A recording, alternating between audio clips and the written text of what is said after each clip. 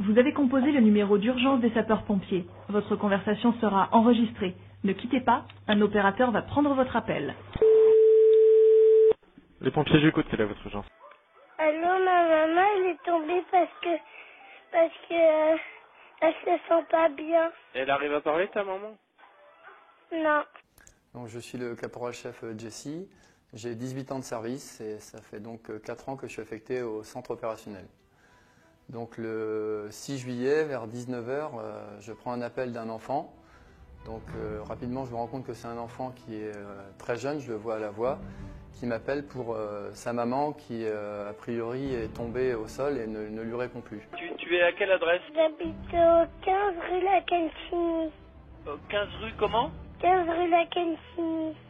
La Kensi. Non, 15 rue La Cancini. J'éprouve quelques difficultés à trouver l'adresse. Avec la petite voix de l'enfant, j'ai du mal à trouver l'adresse. J'arrive enfin à la trouver au bout d'un moment. Et je me rends compte qu'effectivement, d'après ce qu'il me dit, cette dame est inconsciente. Elle a quel âge ta maman, tu sais ou pas? Elle a 26 ans. Et toi, tu as quel âge? 5 ans. D'accord. Et là, ta maman, elle te répond ou pas? Mais elle répond pas. Qu'est-ce qui s'est passé? Tu as vu? Elle a crié, elle a fait quoi ta maman? Elle n'a pas crié.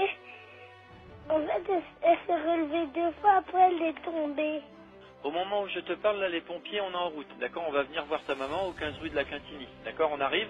Moi, je voudrais que tu me dises quelque chose là sur ta maman. Elle est allongée sur le dos?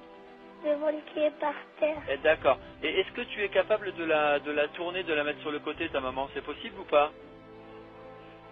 J'ai pas assez de force. T'as pas assez de force. Donc là, par rapport à ce que me dit le médecin au téléphone, il m'explique de faire mettre la main de l'enfant devant la bouche de la maman pour vérifier si l'enfant sent la respiration de sa mère. Et l'enfant me répond que sa mère, a priori, ne respire pas.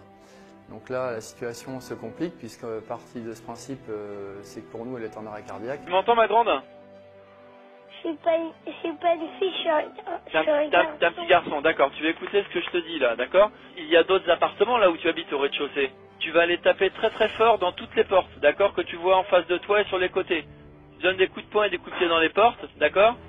Tu fais ça à la première porte, tu vas faire ça à la deuxième également, à la troisième, et tu gardes le téléphone, tu m'écoutes toujours, d'accord? Donc il faut entamer des gestes rapidement que lui seul n'est pas capable de faire.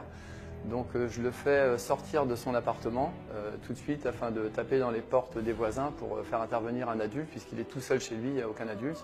Ce qu'il fait, il m'obéit, il est vraiment très réfléchi, ce petit garçon pour son âge, hein, il est vraiment très très bien. Et du coup il tape dans les portes mais malheureusement personne ne répond. Et donc étant donné qu'on est face à un mur, je le fais essayer de sortir dans la rue pour trouver un passant.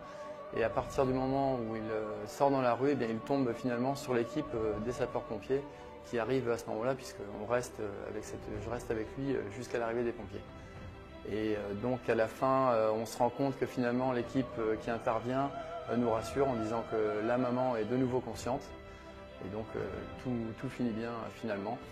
Et c'est vrai que cet appel prouve que le numéro d'urgence, c'est quelque chose vraiment d'indispensable et qu'on devrait connaître à partir de n'importe quel âge et les utiliser, alors sans en abuser bien sûr, mais que dans certaines situations, on peut se rendre compte, notamment dans celle-là, que ça peut vraiment sauver des vies.